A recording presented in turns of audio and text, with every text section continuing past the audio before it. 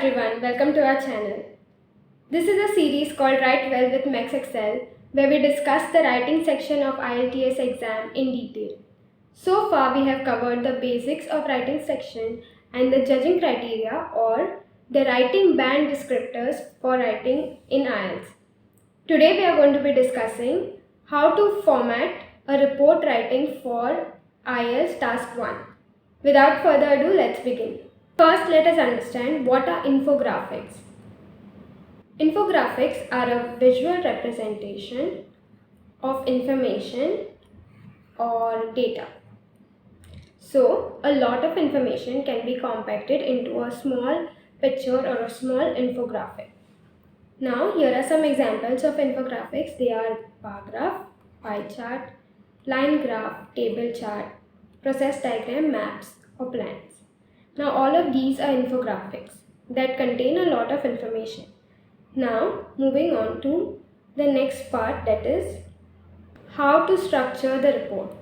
So your first paragraph for report writing is introduction. What you should do in the introduction is you have to paraphrase the question statement. What this means is that you are going to look at the question and you're going to change the words but still retain the information that is important and write it in your first paragraph. We will look at one example of the question statement and then the paraphrase statement. So here in the question we have the two line graphs below show New Zealand import figures from Australia and Japan in the years 1994 to 2004. Right? So this is your question statement. Then after this is the task that is given to you, that is you have to summarize the information by selecting and reporting the main features and make comparisons where relevant. Now this is a task that is given to you, but your question statement is from the two lines till 2004, till here. Now we will paraphrase this question statement. And here you can see the example of the paraphrase statement, that is the given graphs. Like instead of writing two line graphs, we have changed it to given graphs. Below show, okay, the word show has been changed to depict.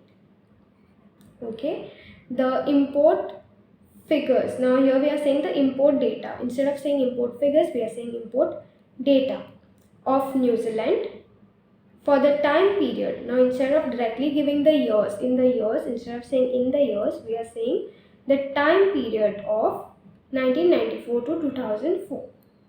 Okay, from Australia and Japan respectively.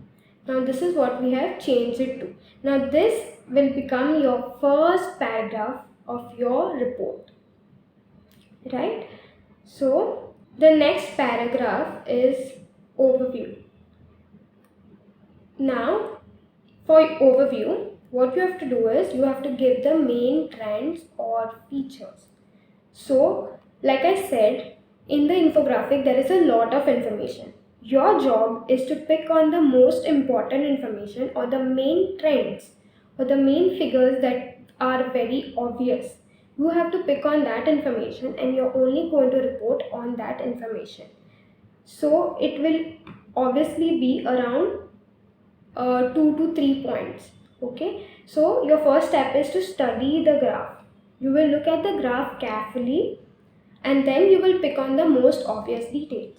Like if for example, if you have a line graph and you see that in the beginning there's it's just a little flat, but then suddenly you see it goes in like a very high kind of a line, right? It peaks.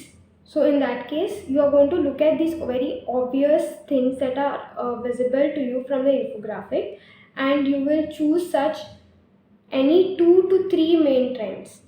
Okay, you have to choose not a lot of trends, you are just going to focus on 2 to 3 points, and these will be your main trends. Then you have to make sure they are very distinct points. Okay, now the points that you choose have to be different from one another, and they shouldn't be almost the same, right? They have to be a little different from each other, and you have to elaborate on that in the next paragraph, that is the detailed paragraph. Okay, when you come to the detailed paragraph, you have to state the numerical values, the years, okay, with the appropriate quantity, that is with the appropriate units. Okay, if your table is showing the amount of kilometers a vehicle travels per year, then in that case, when you write the information, you write the numerical values, make sure you're also writing the unit correctly. Okay, you have to choose the numerical values, the years, etc., that support the trends covered in the overview. So whatever details that you pick, that you want to write in your detailed paragraph, have to match and correspond with the trends that you stated in your previous paragraph, that is your overview paragraph.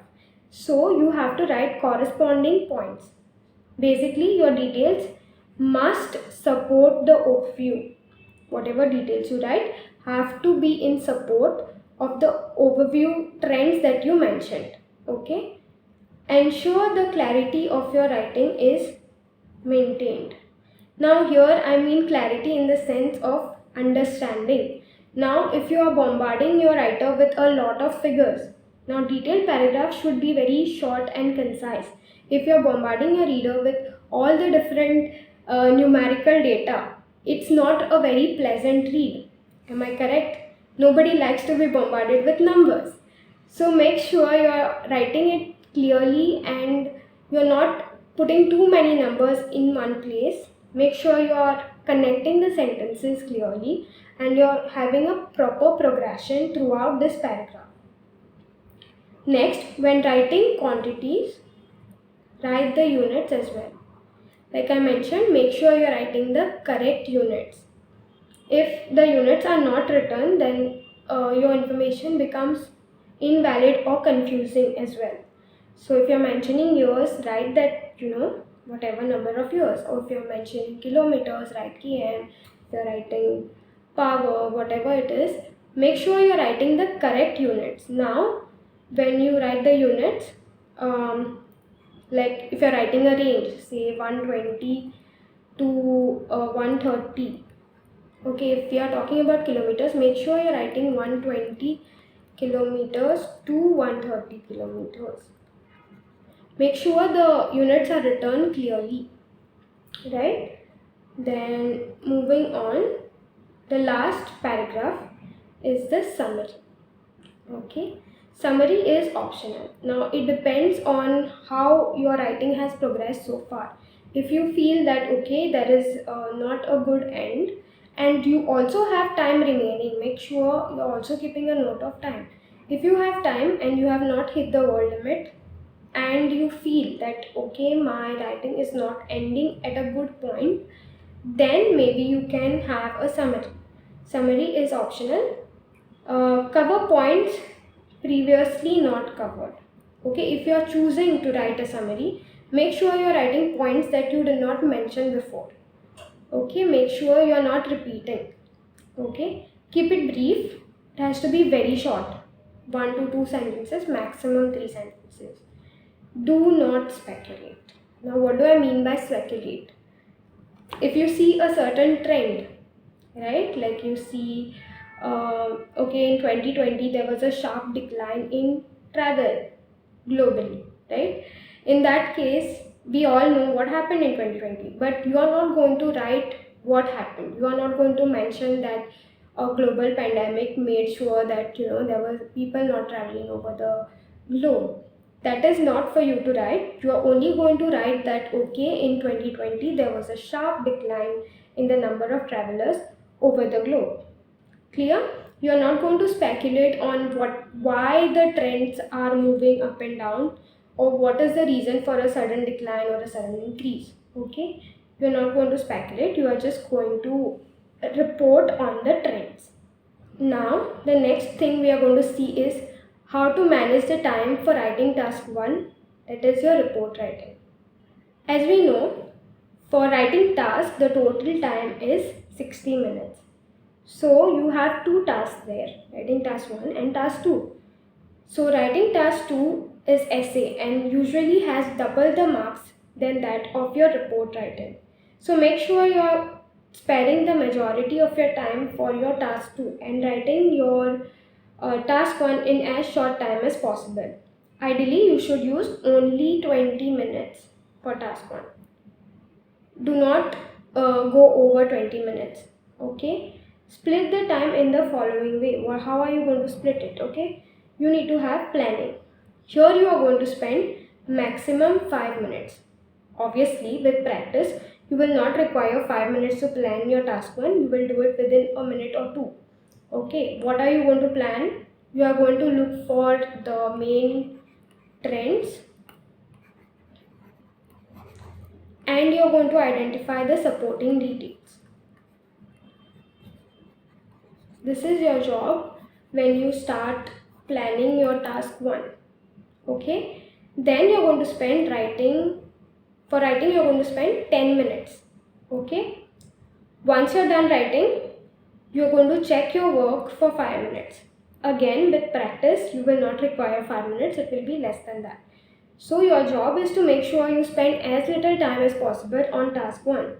But make sure you are doing all the 3 steps because it will help your writing. Make sure you are not, ignoring the idea of correcting your work once you're done. Correction is very, very important because a lot of times we make mistakes, we make errors in spellings, we make errors with punctuation, we forget to capitalize certain words.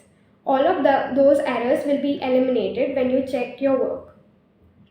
Next time we will be covering how to do the same thing for your essay writing.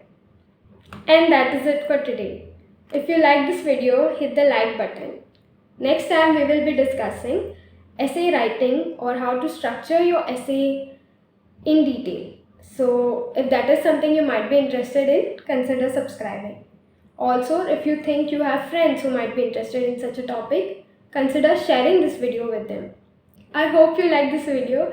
Thanks for watching. See you in the next one. If you're looking for IELTS classes, look no further because we provide both online as well as offline classes where we provide you with comprehensive material, test series account as well as personalized feedback. For more information, contact us.